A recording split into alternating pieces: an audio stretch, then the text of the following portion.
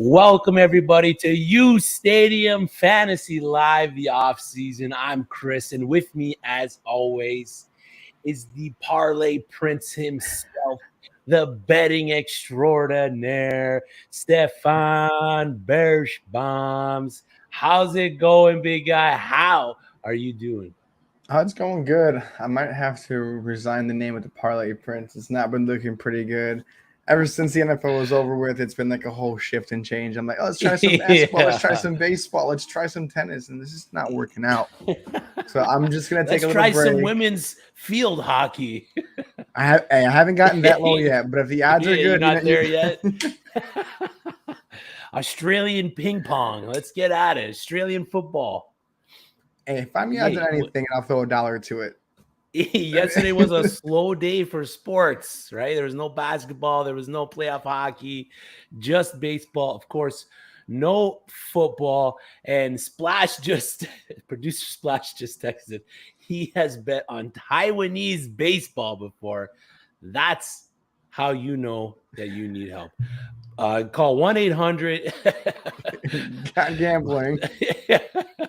If it's out there, people are going to bet on it. I'm sure there's people betting on the baby races that they have, or the turtle races, or the puppy bowl, whatever it is. If there's a line, people are going to bet on it. Today, we're bringing you guys a very special show. We're bringing you something a little different. We're going to present 5 different topics, and we're each going to pick a side and try to convince the other guy and you guys on what side you should take. We got stuff like, is DeAndre Swift a first round pick? Lamar Jackson versus Kyler Murray. We got Deebo Samuel in there, CeeDee Lamb versus Justin Jefferson, and Breece Hall versus Kenneth Walker. So we got some hard-hitting topics that a lot of the fantasy community wants answers to. But before we get to that, let's get to some housekeeping stuff. uSTADIUM Fantasy is presented to you guys by the Underdog Fantasy app there. The NFL season it's always underway, but it's almost here. Just a few hundred, or just about 100 and, was it 8 days away now? Something like that. Something It's like close. that. But you can still go to the Underdog Fantasy app and draft a new fantasy team each week, every day on Underdog Fantasy to win cash prizes through their slick mobile app and user-friendly site. You can join a league and draft a team within minutes. Plus, the folks at Underdog are going to help you get started with $100 deposit match when you sign up and make your first deposit with promo code uSTADIUM. So just visit underdogfantasy.com, the App Store, or the Google Play Store. Sign up with the code uSTADIUM, and Underdog will match your first deposit up to $100. That's Underdog Fantasy, promo code uSTADIUM. Who doesn't like winning money with free money? I mean, I do. I know you do. And mostly anyone else that's betting pretty much enjoys winning money with free money. So also, as always, make sure you head to the uSTADIUM app. There was a big one today. Frankie, freezing cold takes. Frankie was on there with the New York Knicks with a 9.4 or 0.7% chance of getting a top 4 pick in the NBA draft lottery. Splash will get on a meeting once in a I will. I'm back. He's back. But yeah, so that didn't hit. So if you disagreed with that, you cashed in. I think last I saw it, there was 45,000 points in on that take. So that's $45 right there.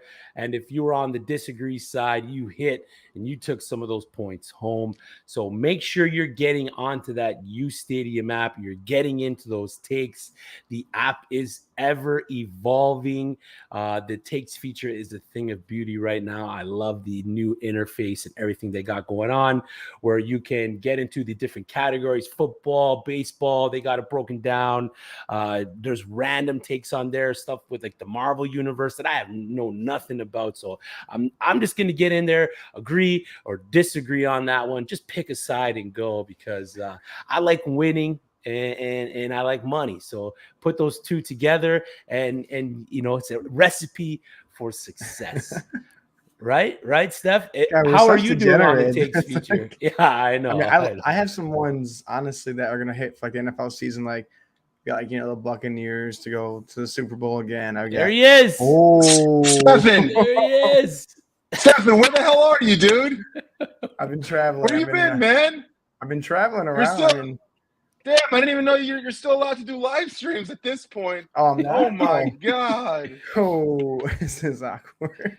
Freezing cold takes, Frankie continues. I'm going to have a take. I'm going to say Jimmy Butler has 5 or more points tonight, and then I'll win one. Is that possible? There you go. You gotta start small. Reverse the trend. Reverse the trend. He's probably going to end up with 4 points. He's going to freaking sprain his ankle, and then that's it. That's it. Unbelievable. First drive to the basket, he's done, and the streak continues.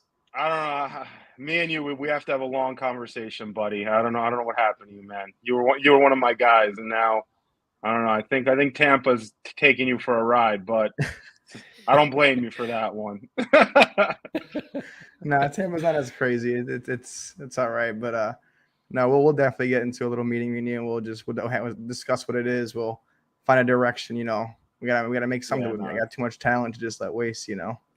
Yeah, you'll be all right. I'll take care of you. Don't worry. I have a bet in tonight, guys. Let's see what I got. So let's see if this is. I've been pretty good on DraftKings. I've been playing a little blackjack, which is not always good. I don't know why this app keeps asking me to relog back in every damn time. It's unbelievable. It's got to verify your location. Yeah, right? Every time. It's like, what the hell am I going to do? You get a login bonus every time you get in there? I wish. They're allowing me to. Right? They're allowing me to cash out for this heat take already. I don't know. It's kind of weird.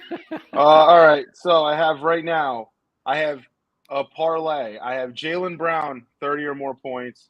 Hero, 18 or more points. Jaylen Brown, 7 or more points in the first quarter. Robert Williams, 3 or more points in the first quarter. And then buckets, Jimmy Butler, 35 or more points. They limited my payout. So I put $3.90 to win $2,000. I tried to do a 10 grand take, but they would have 10 grand bet. They wouldn't let me. The max you can cash out is 5,000 or 2,000 with the bonus. So, man, still a nice. Go baby, $2. Let's go. Yeah. I'm cheering for you. Let's go, Jimmy Butler, 35 plus. If that hits, Chris, what we're gonna do is we'll get somebody else to take Stefan's spot for your next couple shows, and we'll pay them, so we don't have to worry about Stefan anymore, right? Well, I'm free. You don't have to worry about paying me. You just got me for free. It's like those steals, those veteran minimums that you're like, oh, great, we got a good guy. Yeah, veteran minimum that ends up leaving mid-year. You're like Mario Chalmers. We sign you for a vet min to play 3 games, and then you just end up leaving. We cut you anyway. So it's unbelievable. No, I'm more loyal than Mario Chalmers was. All right, guys. Next week, I'm gonna come in though. I'm gonna come on the show. I'm gonna give you some fantasy takes, and then you just do the opposite. So, all right. By the way, I have a fantasy question. Christian McCaffrey, number one pick. No. Number 2 pick. Taylor's 1. Is he the second? I would say top 3 pick. Healthy. He's averaging about 20 plus points a game. He's the focal point of the offense. There's no real threat of the guy throwing the ball, so he's going to dump it down. The coaching staff is going to want to win, and the only way that the Panthers are going to win, in order for those guys to keep their job, is to give it to the most electric man on the field, Dairy Sanders, CMC himself. So top 3 pick for sure. All right, I like it. I'm probably going to take him first overall. That's my guy. Hey, the PPR formats, man, he's king. To be able to catch the balls. Yeah, so week 8, and then next thing you know, they overworked him and gave him too many carries, and he's out for 2 weeks with a hamstring, comes back, reactivates it, and then we're talking next But those first 8 weeks, he's going to get you 20 plus points a game, so it's worth it. It's like would you rather have a guy? Would you rather have a guy Stefan with uSTADIUM? Yeah, exactly. Would you rather have a guy for 8 weeks who gets you 20 plus points a week, gives you an opportunity to win week in and week out, or would you rather have a guy that averages 12 points a week, 12 to 13 points a week, but is healthy the whole year? You See? want first guy, right?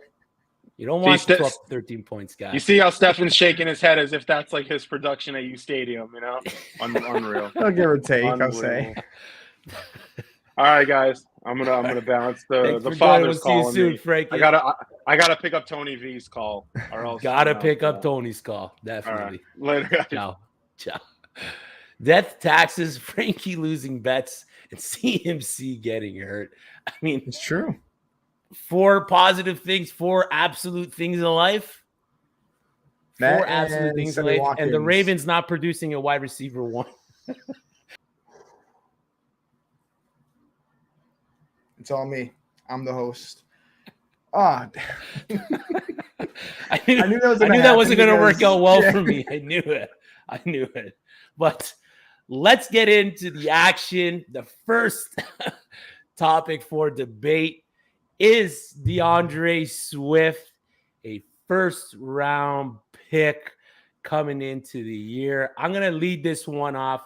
My side is yes, with an offensive line that didn't have its starters suit up once altogether in the 2021 season. The Lions are entering the year healthy and sitting right now as PFF's 6th best ranked offensive line in the NFL. From weeks 1 to 11, before hurting his AC joint, Swift was an animal, chewing off kneecaps. He had 5 RB1 finishes through that span. 78 targets, 62 receptions, missed parts of the seasons, and that still made him the 4th best, and he was tied in receptions, 4th best in receptions, and he was tied for receptions over 40 or more yards. He finished with 62 receptions, and had he not missed, he would have smashed Najee Harris's league-leading 74 receptions on the season. The kid is efficient, pulling in an 18.4% target share, running 297 routes. He held a 67.2% snap share in 2021. In an economy of running backs by committee, DeAndre Swift will continue to be an important part of the Lions offense. You could say that he is the flux capacitor of the Detroit DeLoreans. 21 carries of 10 or more yards on the season, over 1,000 all-purpose yards while finding pay dirt 7 times. His involvement in the passing game through a full season in any type of PPR has the former Georgia Bulldog poised for a year 3 top 5 finish. My 2022 bold prediction for Mr. DeAndre Swift, and I hope you're ready for this. It's big. 75 receptions, 750 receiving yards, 850 rushing yards, 12 total TDs in 0.5 PPR formats. That's 257.5 fantasy points, which puts them into the top 3, at least for last season, in terms of running back finishes. So yes, you asked me, is DeAndre Swift a first-round fantasy pick this coming season? The answer is yes. There's not too many other guys that I would feel comfortable picking ahead of DeAndre Swift. Sounds good, but I don't know. It's one of those things where I probably could rally off 12 other names that I would take of DeAndre Swift, because he's more of a 12. second. I can name 12. Are we talking Jonathan Taylor, McCaffrey, Eckler, Najee, Cooper Kupp, Dalvin Cook, Joe Mixon, even Derrick Henry? I don't know if I'm taking Dalvin ahead of Swift this year, especially in the first. I don't know if I'm taking Dalvin in the first. I mean, I just, in a redraft league, 0.5 PPR, or full point PPR, I'm taking him.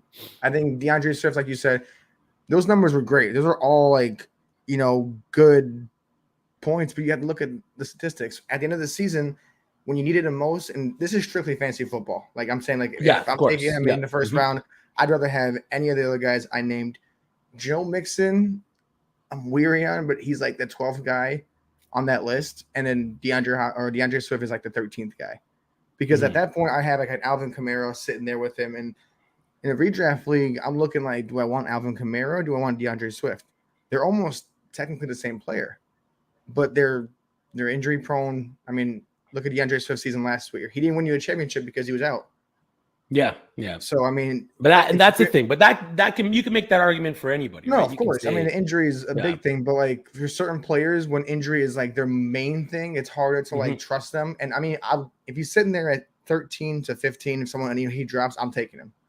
Just in the first round seems like it's too much of a premium price to take him. Even at 10, I've seen Najee Harris fall to 10. I've seen Stephon Diggs. I even take him because he's a high-powered offense. But if DeAndre Swift stays healthy, I could regret saying this. I mean, I think he's guaranteed to miss at least 2 to 3 games minimum this year, because that's just how I see, running backs can't sustain a full health. And the way that he was used last year in a full game season, it's not surprising that he took all those bumps and bruises and like all those hits, because he was the main guy. He was getting 8 to 12 catches, targets. Like he was the only receiver until Amon-Ra St. Brown came in. And that's how he flourished, because DeAndre Swift got hurt. They had to look to the receivers to be those guys, and Jamal Williams wasn't like, he's good, but he's not productive. So that's why Amon-Ra St. Brown came out. That's why some other guys like Josh Reynolds started to be more productive, because it's like by injury, and Jared Goff looked decent. But in 2022, he's going to be good.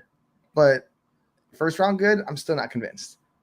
Yeah. Like I said, if I'm proved wrong and like you come back and you rewind this and we talk about it in a year from now, I'll eat it. But right now, I'm not convinced. Yeah.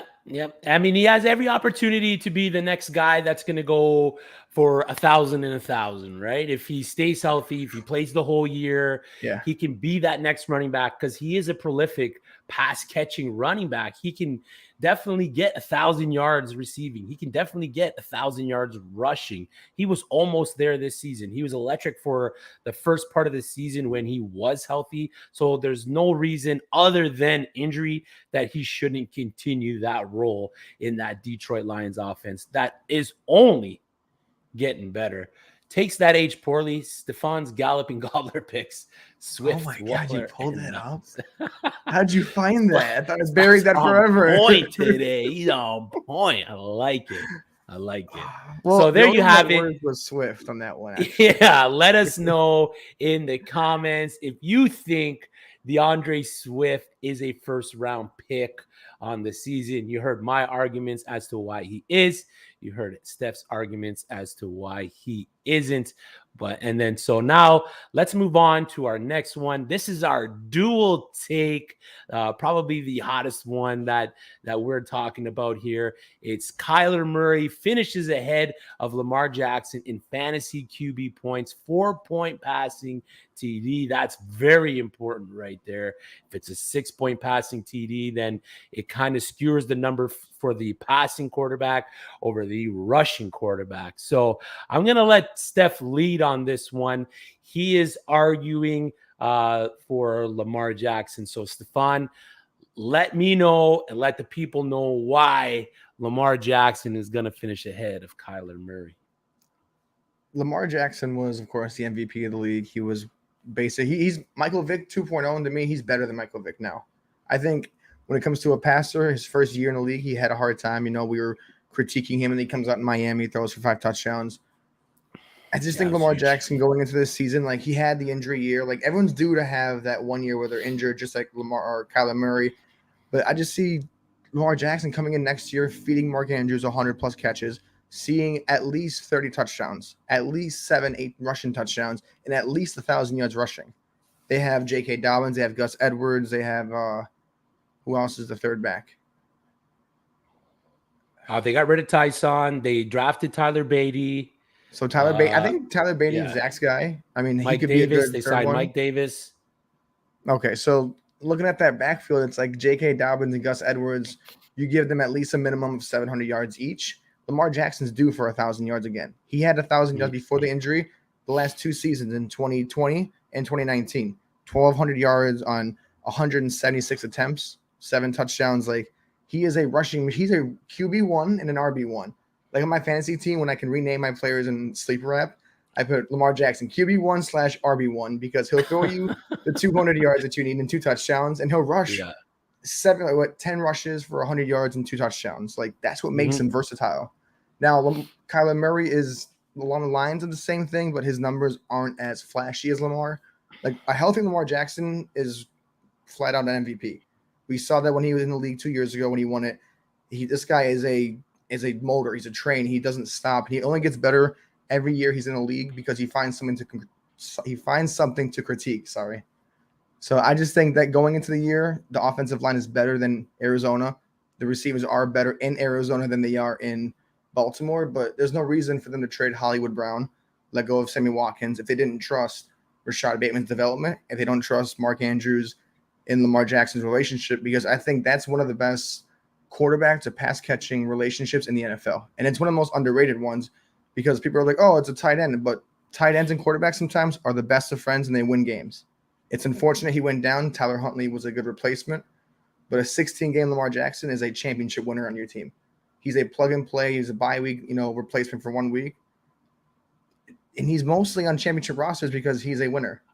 So the stats say Lamar Jackson. I mean, Kyler Murray is good, but he kind of disappears going into the second half of seasons. After that Green Bay game on Thursday night, what happened? Kyler Murray and the Cardinals were never the same. He had that 2-touchdown game in Chicago on that rainy day. We had 2 rushes. He salvages sometimes, but I just don't trust Kyler Murray.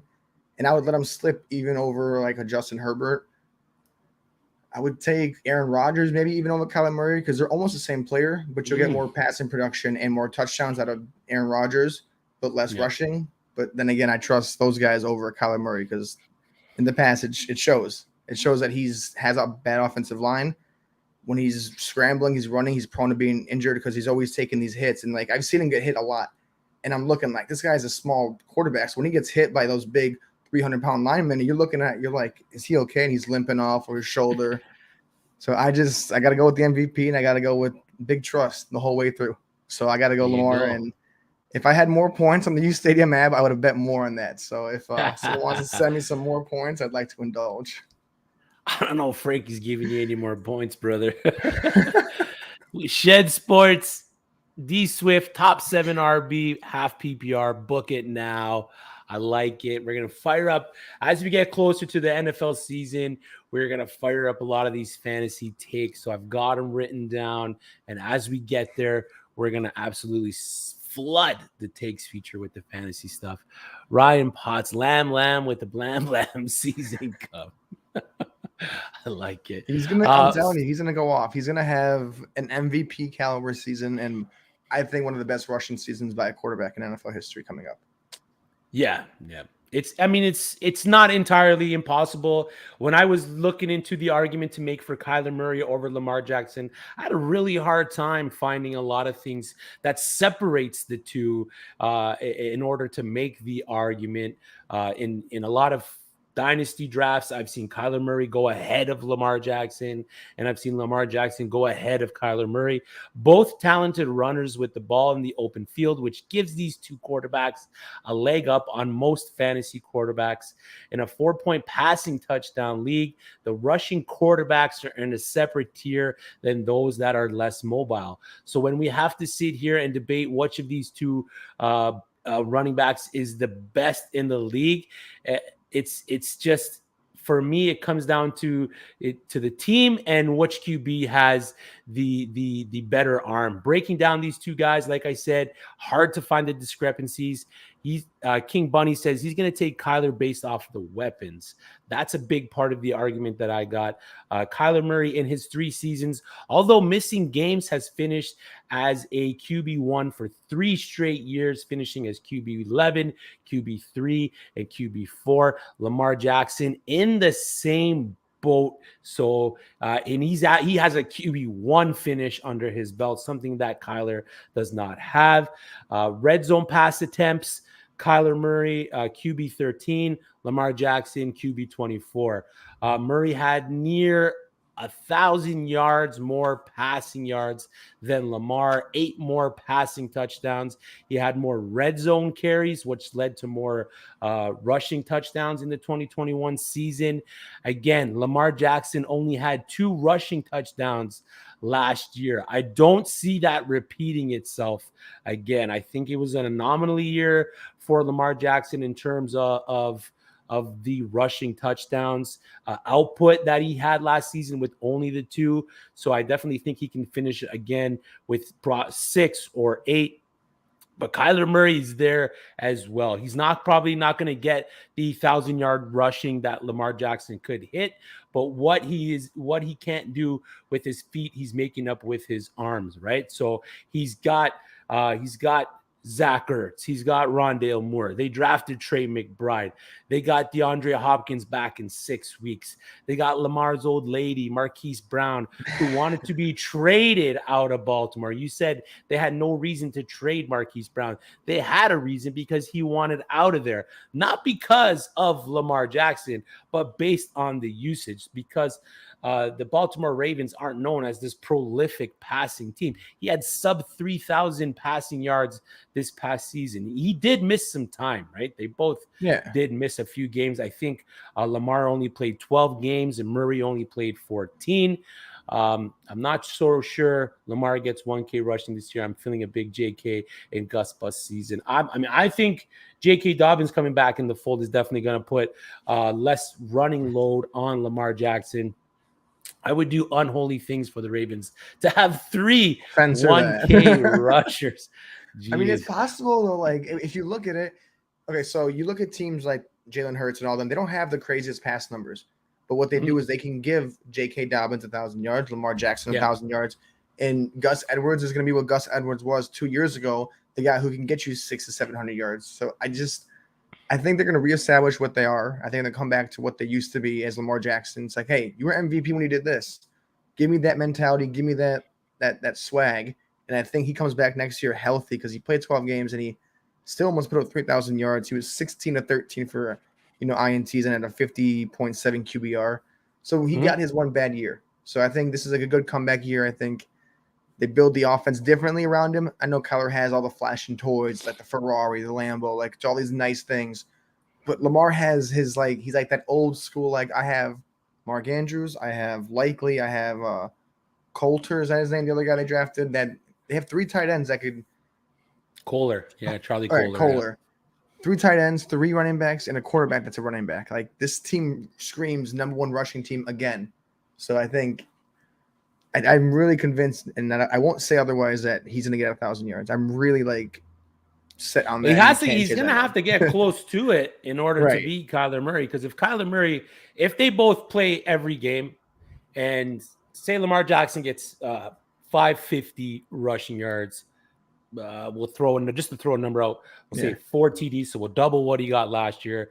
But then he sits around that 2,800 passing yards for the season, but then Kyler Murray goes off for near 4,000 yards, hits 400 rushing yards, gets a few rushing TDs, and then gets more passing TDs. That's eventually going to make Kyler Murray more valuable than Lamar Jackson going into the season. Both guys looking to get paid after the season. So that's another huge thing. I'm excited for the duel that these guys are going to have in order to earn those second contracts, those big money contracts. So I'm excited for the output that both of these guys are going to bring forth in the upcoming year. But for me, just with all around team and scheme around him, I think it's Kyler Murray over Lamar Jackson at the end of the year.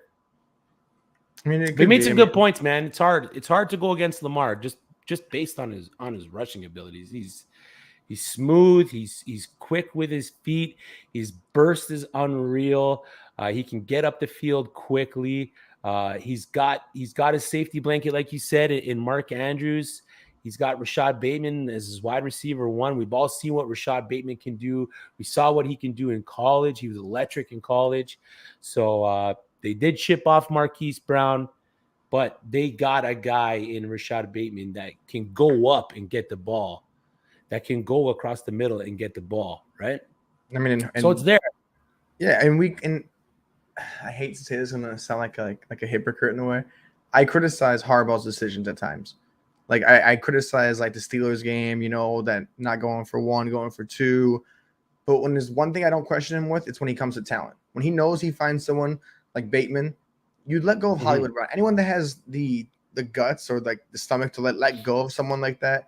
And Hollywood was 3 catches off of having nuclear games in Detroit, when he dropped those 3 ones. So his stat line could have been better. I don't really know why he wanted to leave as much. I mean, I think his role was exactly where it should have been. Like, he was supposed to be better than he was.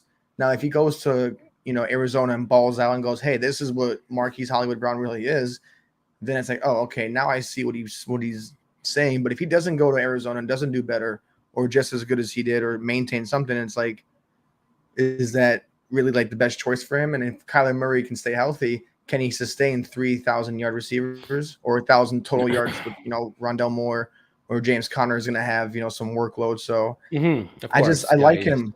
I've also been burned by Kyler Murray, like in fantasy. Like, I watch him play. Like, you don't watch the games unless it's your play and you find ways to watch him. And I'm looking at this guy is always on the run. And I don't think they made that much noise on the offensive line to protect him that much because he was one of the most sacked quarterbacks. And if I'm not mistaken, he was sacked 48 times in 2019. Yeah, no bueno, man. 27 in 2020 and 31 in 2022 or 2021. He's taking a lot of hits. So I also think his durability – there you think. I think his durability is kind of getting there too because he's taking a lot of hits. Lamar Jackson has been sacked 52 times in 2 years. Yeah. So I think, I don't know. I like Kyler Murray. If I have him, I'll take him for the first 6 games and ship him off to someone else. But when it comes to wanting to win a championship, I don't trust him on my roster. Yep, it's gonna be fun to watch. I cannot wait for the season to start. I own shares in both of these quarterbacks. I'm hoping they both do well, but I just think Kyler Murray is gonna have the edge. He's got his old teammate Marquise Brown. For the first 6 weeks, he's going to be the wide receiver 1 for the Arizona Cardinals. So if Marquise Brown is there for your drafts, jump up and get him because those first 6 weeks, he can be a wide receiver 1 for you, at least until Nuke comes back. So there you have it. That's our dual take. Get in on the uSTADIUM app. Agree or disagree. Let us know what you think on that take. It's a fire take, man. It's a big one. It's one I'm interested to watch the whole season. Our next topic of debate here, Deebo Samuel, probably one of the biggest draft values that you were able to grab last season. Had an electrified, I use that word a lot, electrified season in 2021. We are going to debate whether he is overrated, underrated, or properly rated. My side here, I think Deebo Samuel, to me at least, based on where I got him, is properly rated. Mike McDaniel's gone, but there's no reason that the San Francisco 49ers should shy away from what brought them success in 2021, and that was get Deebo the ball. Top 5 in receiving yards with over 1,400, 365 rushing yards, and on a team that couldn't keep its running backs healthy, he amassed 8 rushing touchdowns to go with his 6 receiving touchdowns. So 1,400 yards or 1,700 all-purpose yards, 1,400 touchdowns, 14 touchdowns. Even if he was to regress, which most likely he will, and he hit 1,100 receiving yards, 200 rushing yards, and 8 to 10 touchdowns, he will still sit in that top 15 range, which is right around where I have him rated for this season. Trey Lance is going to throw a bit of a wrench into the production of Deebo Samuel, and there are some numbers that contribute to the fact that if he doesn't eat the yak, if he doesn't get the yak, I mean, I was watching Deebo highlights. There was that one play against Chicago. It was 3rd and 20. They dumped it off to him on a 3-yard little screen play, and then boom, gone, touchdown. I think it was an 80-yard something touchdown on 3rd and 20. That's how much they trust this guy to just dump it down to him on a play like that, a 3rd and 20 play, and he took it to the house. There was nobody catching him. So the only thing that will hamper his production is if he doesn't get that yak. He's known to be part of the option plays, end arounds, bubble screens, and everything else that Deebo does.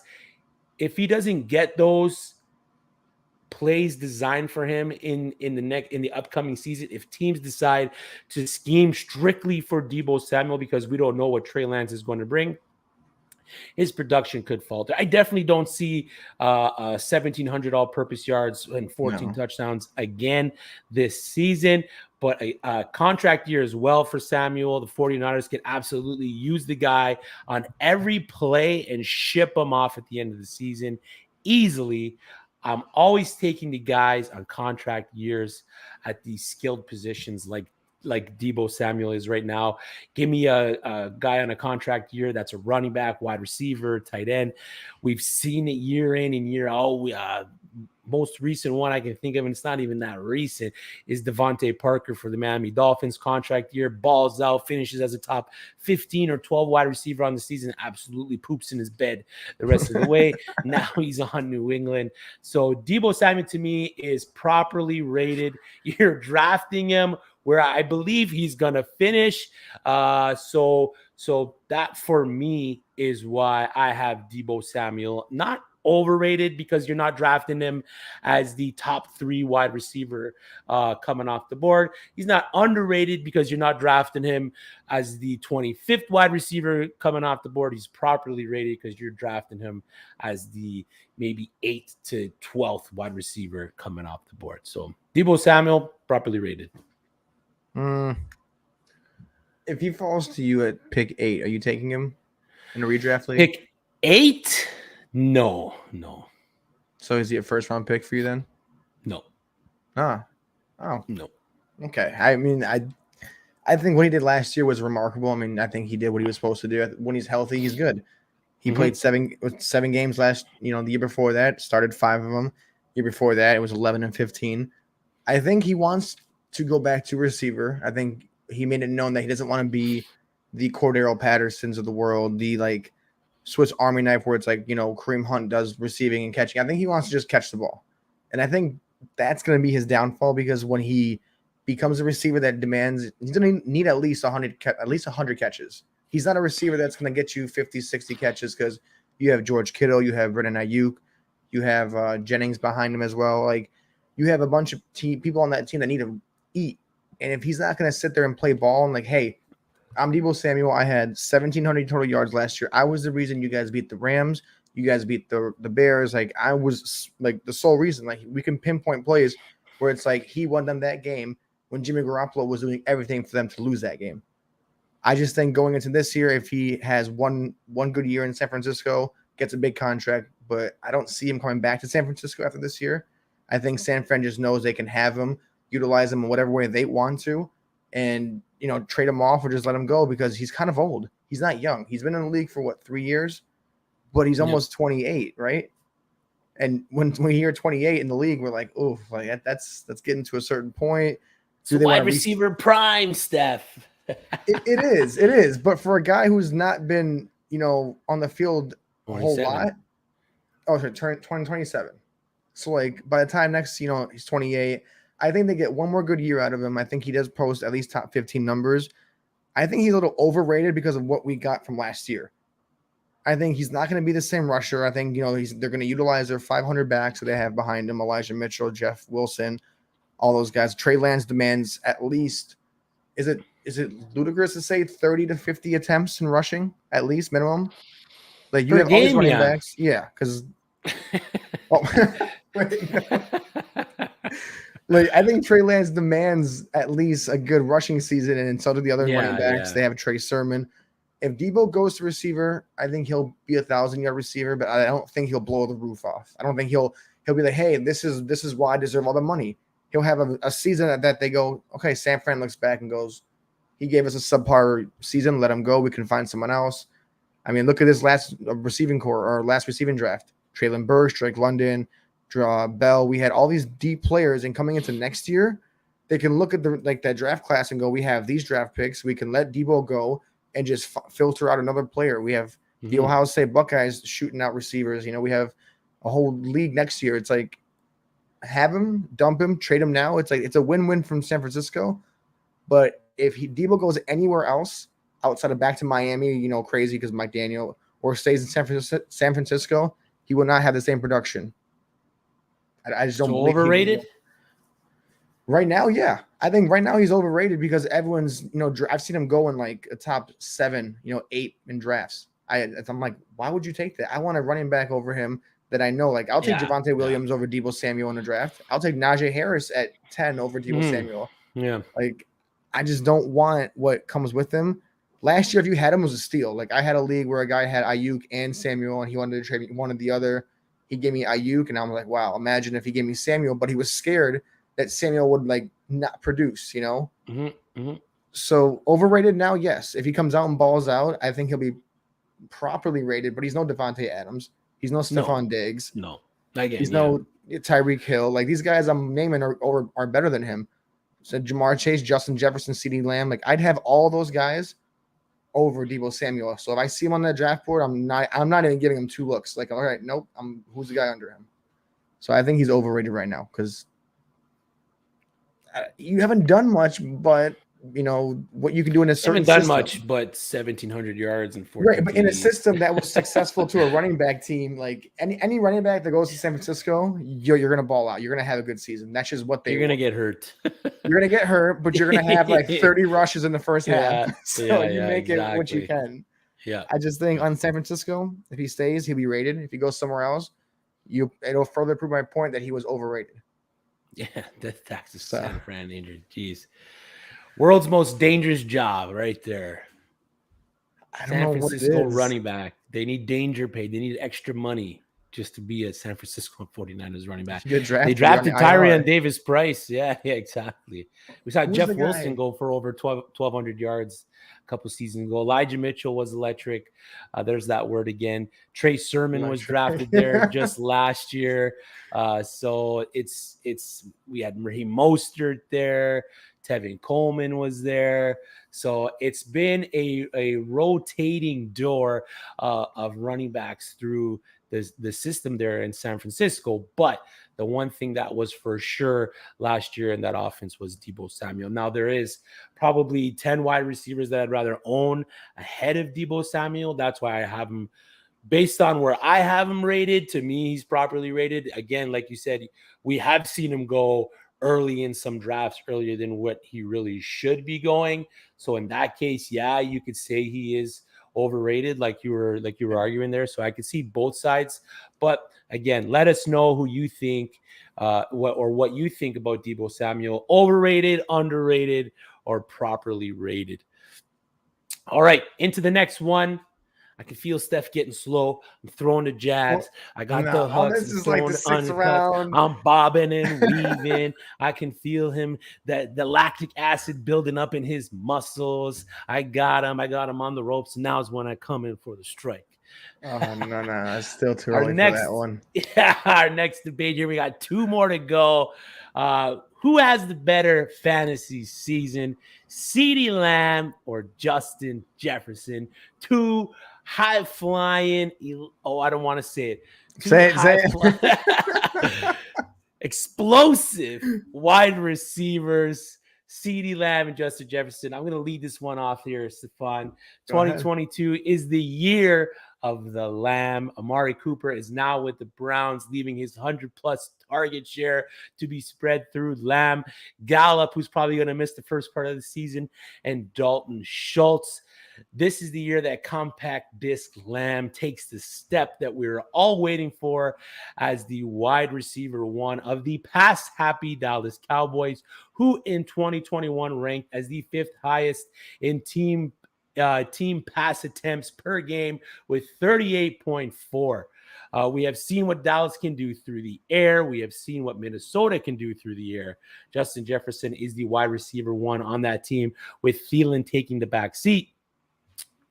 Look, unlike Justin Jefferson, CeeDee hasn't really blown anyone out of the water yet. Last season, before the Cowboys went on their bye, he was a top 10 wide receiver in total fantasy points. When Gallup came back, he pivoted into the slot, which really hampered his production. He played 79.6% of his lineups on the outside pre-bye week, while demanding a 22.6% target share, Post-bye with Gallup coming back, taking that outside role, he dropped to 49% of his lineups on the outside and a 15% target share. So post-bye, once Gallup came back, he kind of took a little bit of a different role in that offense and wasn't targeted as much. But now Lamb is going to own the outside of the Dallas Cowboys offense this season, like we said, with Amari Cooper going to the Cleveland Browns. And with Gallup expected to miss some time, there will absolutely be no one else to fight for targets. CeeDee Lamb will have a better 2022 season than Justin Jefferson because of all of what I just said, but most importantly, the number one reason, Dak Prescott. That's it. That's the only. I could have just started with Dak Prescott, finished with Dak Prescott, filled in the middle with Dak Prescott, and I would have been good. But I had to give you guys some numbers. I had to throw in a little flair there. But the ultimate reason why CeeDee Lamb is going to be the better wide receiver on the season, I see you shaking your head. So I think this is going to be your round here. You're going to get me a couple jabs. I told you I'm not down. But CeeDee Lamb, he's going to be better. Now that he's the wide receiver one in Dallas, he's going to outdo Justin Jefferson, which is going to be no easy task. Because like Steph's going to tell you right now, Justin Jefferson is an absolute animal. I can't believe I'm arguing this right now. This is like, I'm sorry, to people that think this is true, the Cowboys lovers, because there's a lot of them out there. You're arguing a 3,000-yard receiver in the past 2 years in his second year in the league. And the third year is always the breakout year. CeeDee Lamb's going to have a year. But I think CeeDee Lamb is going to be borderline like, why haven't you done more? And I know 935 yards the first year, 1,102 yards the second year. It's great. But it's not 1,400 yards, 1,600 yards, 108 catches, 88 catches, 17 touchdowns. Like, this guy is the real deal. He is the closest thing to a hybrid. I'm going to be careful when I say this. He is probably one of the most amazing gifted receivers we've seen since T.O., Randy Moss, and those guys. Ooh. This man, Justin Jefferson, at the age that he's at, is breaking records held by all these guys. I mean, I've never seen a receiver come out of the league that was more NFL ready than Justin Jefferson. And he has a quarterback that, in my opinion, is just as good, maybe slightly better than Dak Prescott and Kirk Cousins. Wow. Like, it's crazy. Like, oh, what do you mean? Go look at the stats. Go look at the numbers. Kirk Cousins statistically has been like subpar good, but for some reason, Justin Jefferson comes into town, and he's the next best thing since T.O., Randy Moss, and those guys. Jamar Chase comes out. Him and Joe Burrow have that relationship. It's kind of known. These are those guys. CeeDee Lamb is I don't want to say the Andre Johnsons of the world, where it's like he's good and you gotta have more respect on his name, but that offense is loaded. Dalton Schultz, Pollard, Zeke Elliott. You have Cedric Wilson. They didn't bring him back for no reason. They lost Amari Cooper. CeeDee Lamb is supposed to be that guy, but I don't see CeeDee Lamb being the deep They threat. do not have Cedric Wilson. No? Oh, they don't. He went to the Dolphins. Who do they pick up that they replaced, I feel like? They drafted Jalen Tolbert. Okay, so But none of these guys are going to demand the targets that CeeDee Lamb is going to demand. They're not, but Dak Prescott is not – he's like that guy. He's like, oh, I'm good. But are you really good? Like, let me break down the games and numbers. Like, I've seen Dak Prescott ball out, but I've seen him dud a lot. Like Washington, last year, a few games where he just was like, what are you doing? What are you throwing these passes? And like some of the games he did it in were like against crappy teams that you should be throwing 4 touchdowns against. Kirk Cousins has that chemistry. He has that swagger with Justin Jefferson, the Jet. This guy is a literal jet. If he needs to go up and get the ball, he's got the long frame. He's got the body work. He's got that dog mentality. And when you look at the way he plays, I don't joke around when I say he's T.O. Moss esque. And he's showing us every year, the last 2 years, this is what I am. He averages 95 yards a game in 2021 and 87 as a rookie in 2020. He's catching over 65% of his balls. He's not dropping. He has no drop issues. The only issue I would say is maybe a little bit more separation, because some of his catches were kind of pass interference and the refs wouldn't call it. But then again, you're not going to call it against some of these elite players. Some guys get away with some penalties, some guys don't. But if you look at CeeDee Lamb, I just don't think he's going to go off for what you think and what his value is. I'd rather have Justin Jefferson in the top 5 of my picks and say CeeDee Lamb goes to the second round. I'll see who's there. If there's like a better receiver that I know has a better situation, I'll take him. If I'm stuck with CeeDee Lamb, I'm fine with it. It's a great receiver too, but receiver 1, that's what separates Justin Jefferson and CeeDee Lamb. It's Justin Jefferson's clear cut. Dynasty, he's the most expensive player out there. Redraft leagues, he's a top 5 pick. I think he goes for a third-year breakout, which is crazier because he went nuclear the last 2 years. I think he goes for 1,600 yards. I think he breaks 12 touchdowns, and I think that the Vikings team has him a stud. And that's the reason Kirk Cousins is still on the team. Yeah. Justin Jefferson is saving Kirk Cousins' career, and it's all in the stat sheet. 1,616 yards. That as a second-year sophomore, no sophomore slump, like yeah, it's electric. Right. Yeah. So I'm sorry. I think this round went to me. I might sound greedy saying it, but like I think the world knows that Justin Jefferson is just that guy, and he's gonna go out and show it. Him and Jamar Chase, and I think tier 2 you could put CeeDee Lamb, but I would have AJ Brown over CeeDee Lamb as well. I don't know if I'm taking AJ Brown over CeeDee Lamb on the Eagles, man. The Eagles just don't have that passing output that I want from a wide receiver to succeed, especially fantasy football. Give me CeeDee Lamb as the wide receiver 1, clear cut wide receiver 1 now there in Dallas, right? Terry McLaurin, CeeDee Lamb, DK Metcalf, CeeDee Lamb. Stephon Who's Diggs. throwing DK Metcalf? Ooh. I mean, okay, hold that Stephon Diggs. DK Metcalf needs more respect. That guy is No, he's good. He's a good wide receiver. He's going to make Drew Lock a lot. He's going to be the reason Drew Lock is actually decent. Like him and Tyler Lockett at the end of the day are going to still demand. I mean, unless they really crap the bed and they suck, which is like an implosion. I'll be like, okay, wow, this is really bad. But you can't get worse than you were last year with Russell Wilson. Like he had, how was it like 9 touchdowns? He had double digit touchdowns still, and he had such a subpar year. Like, I don't want to defend Drew Lock. I'm defending the playmaking abilities of Noah Fant, DK Metcalf, and Tyler Lockett, and Kenneth Walker. Like, I just think DK Metcalf. I know.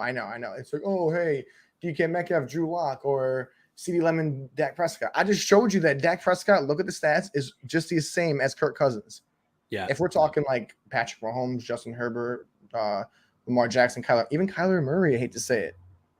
Like, okay, fine, but I don't know. I don't see it. All right. Time will tell, right? I mean, that's all we got is time. I really hope these age well on my part because I've had some ones that were crazy. So, all right, let's get into our last round. This is where I throw the fake left and come in with the Mike Tyson uppercut. Who is the rookie running back to own for the 2022 season? Breece Hall or Kenneth Walker? Stefan, I'm going to let you lead. This is the last round, buddy. Give it what you got. Tell the people why Kenneth Walker III is the rookie running back to own. My memory is really bad on this one, so just try to remember or remind me. Who was the best running back last year in college football? Who was it? It wasn't Breece Hall. It was Kenneth Walker. Oh, okay, we're going by 1 year. All right, I like it. And I know everyone was like, "Oh, he transferred and all that kind of stuff from Wake Forest. What's he gonna do?" I mean, the guy comes out in 12 games, 263 attempts, 1,636 yards, 18 touchdowns, 18 rushing touchdowns. Yeah, he averages 6.2 yards on the ground. In Wake Forest, he had 13 touchdowns and only 120 carries and had 579 yards. So, like, if you put him back in Wake Forest, he did subpar. You give him the entire season with Michigan State, which they overachieved last year, but them overachieving was the perfect opportunity. I mean, his first touch at Michigan State was a sweep touchdown. Like, it was like meant for this guy to be like the guy. Breece Hall had that 23-24 touchdown game streak at Iowa State. I've seen the highlight tapes. I've seen him, and he's NFL ready. I think him and Walker are the two NFL backs that are like in position to take the reins of wherever they are at. The Jets, Michael Carter. I mean, if we're going to be honest, like I checked my DMs about a week and a half ago during the draft, and I saw a little trade from someone over here for Michael Carter, and I'm like, oh, so we don't feel too good, you know? Like, I mean, Michael Carter's good, but Breece Hall is the RB1. I mean, it's gonna be shown week 1, week 2. But I think Kenneth Walker goes into a situation where Chris Carson is on his way out.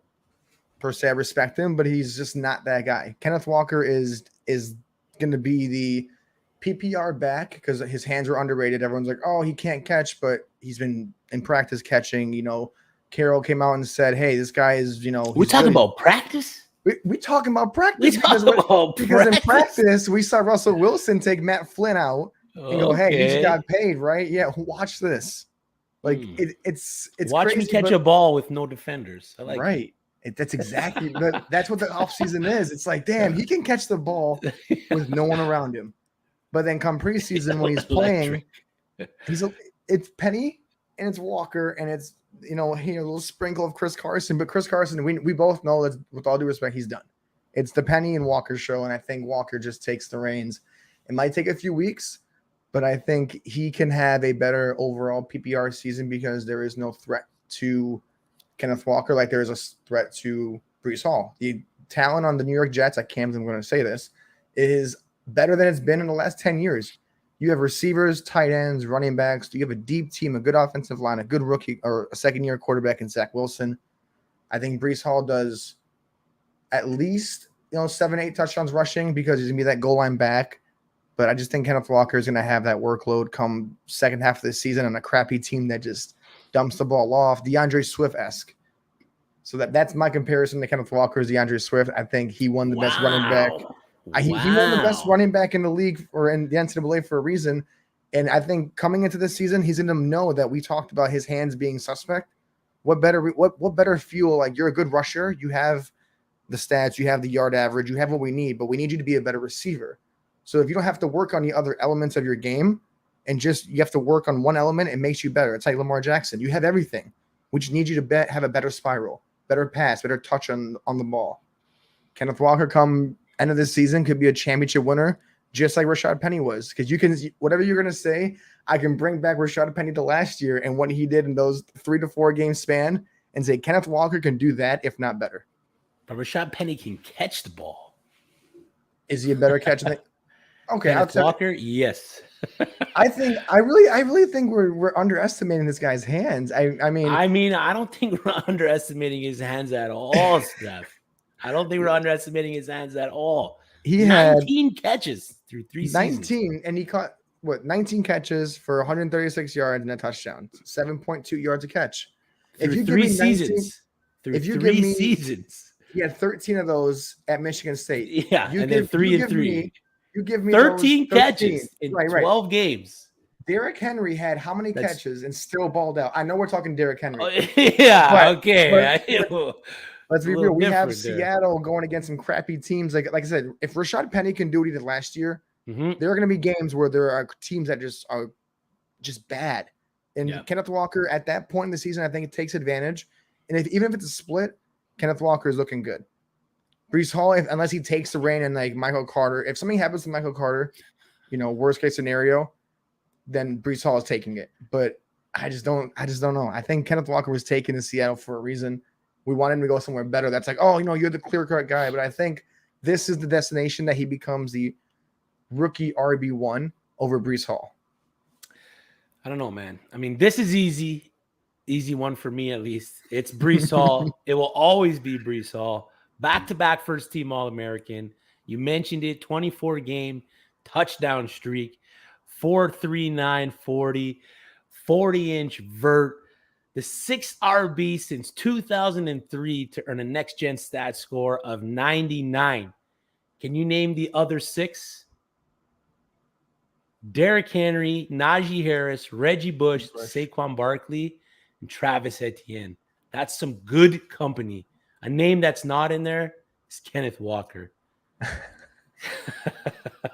Kenneth Walker is in one of Brees Hall isn't in one of the league's most running back by committee rooms in the entire league. Walker isn't a prolific pass catching running back. As much as you want to say that he can work on it, it's just not there. He will lose snaps to Penny. We mentioned it previously. He has only had 19 receptions in his 3-year college career. Brees, on the other hand, 82, which took him one less year to accomplish over competition back Michael Carter. Brees has that edge over Walker, which in the long run of the season will lean towards Brees because he can catch the ball efficiently, because he can run the ball efficiently. Michael Carter, the 4th round pick for the New York Jets, isn't going to hold much weight once they see what Brees Hall can do on Sundays. 2, Michael Carter had a 1-year breakout this past season with Michigan State, whereas his time in Wake Forest, we mentioned it, was very subpar. Hall posted 3 solid years with Iowa State. Year 1, 897 yards, 10 TDs. Year 2, 1,572 yards, 23 total touchdowns. Year 3, his final year with Iowa State, he posted another stellar year, 1,472 yards and 20 touchdowns. Big timer.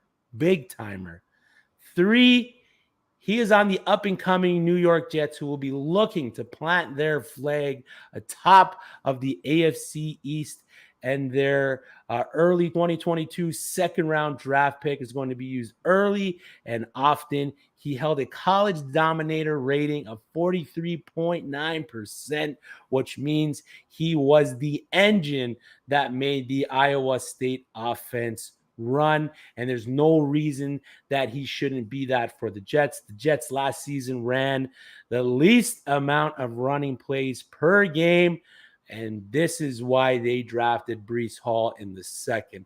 A lot of people had issues with the Jets drafting Brees Hall in the 2nd, saying they didn't really need him because they had Michael Carter. But the Jets know that last season they were the lowest rushing team on a per game basis. So they took the best running back in the draft class and to fix that issue. The same reason why the Pittsburgh Steelers took Najee Harris the year prior to fix their running woes is the same reason why the Jets took Brees Hall coming into the season. And Seattle's on a downward trend, whereas the Jets are on an upward trend. Walker isn't a pass-catching back who will be competing for snaps behind Penny and Chris Carson. Teams know Seattle isn't going to want to throw the ball. They're going to want to run the ball. And with Locker, Geno Smith, they will be stacking that box. Brees Hall is the rookie running back to own, and it's not even close, man. It's not even close, Steph. How?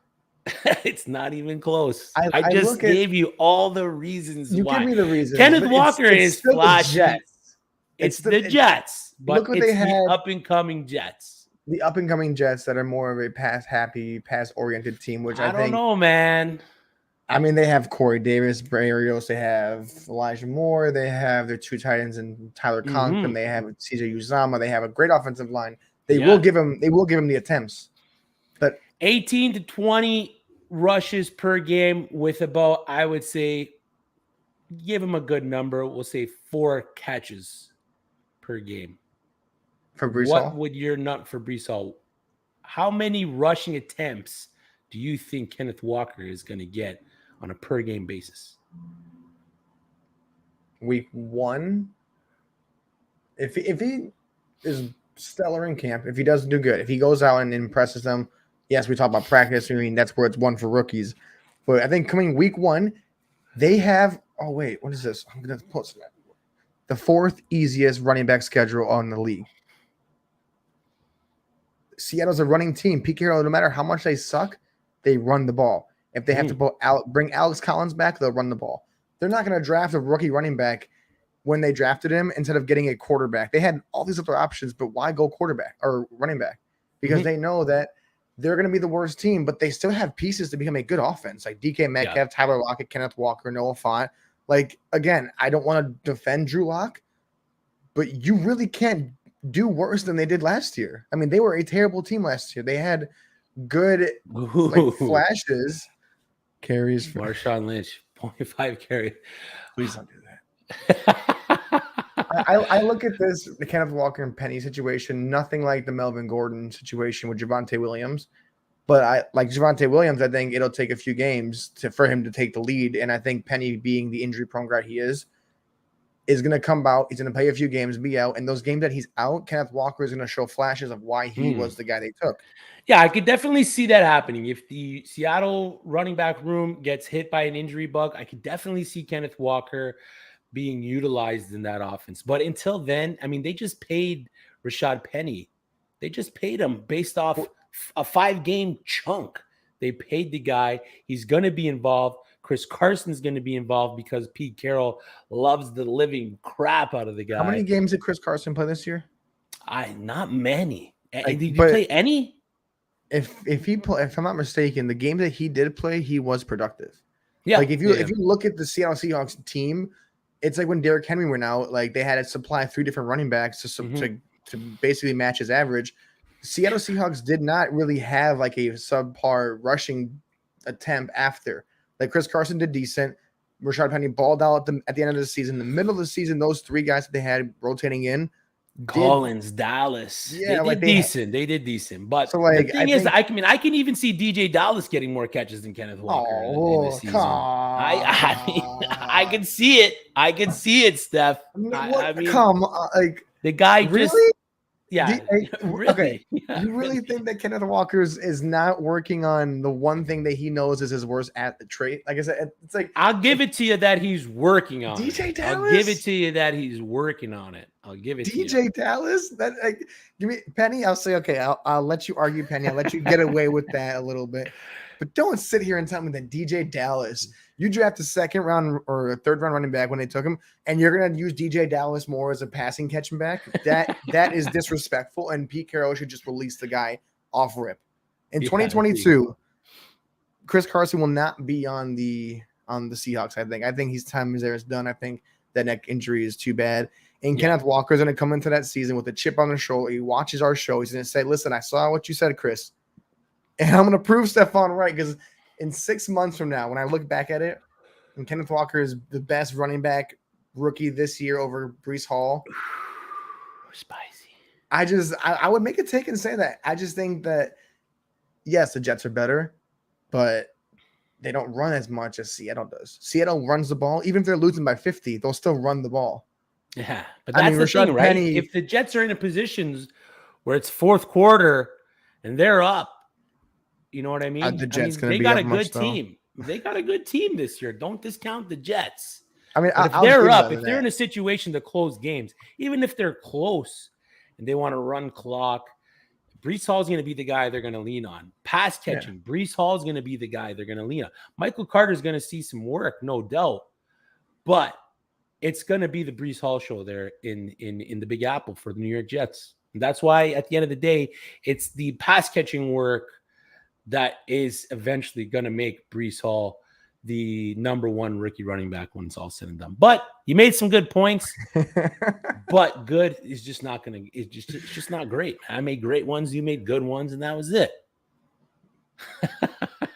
Chris Carson averages more yards per game than NFL Hall of Famers Jerome Bettis and Marshall Faulk. Wow. You can't tell me what Kenneth Walker can do that. I think we underrated him. Kenneth Walker can't do that. No. I'm just playing. He could possibly do that. He's electric in Michigan State. No doubt last year. I'd be drunk. How many times right Chris now, says electric is that take a shot each time. Oh, geez, the word of the day. I would have made the whole show. I'd be passed out on the floor halfway through the show. So Breece Hall is electric. You're There's electricity flowing through the show today. That's it for us. You heard it here. Let us know in the comments. Get to us on the Twitter. Hop on the uSTADIUM app. Get in on our dual take Lamar over Kyler, Kyler over Lamar. Buy in on it there. We could see Kyler Murray finishes ahead of Lamar Jackson in fantasy QB points there. If you disagree, hop in on the disagree if you think it's Lamar Jackson. If you agree, hop in on the agree side if you think it's Kyler Murray. That's it for us, Stefan. Let them know where they can find you, big guy.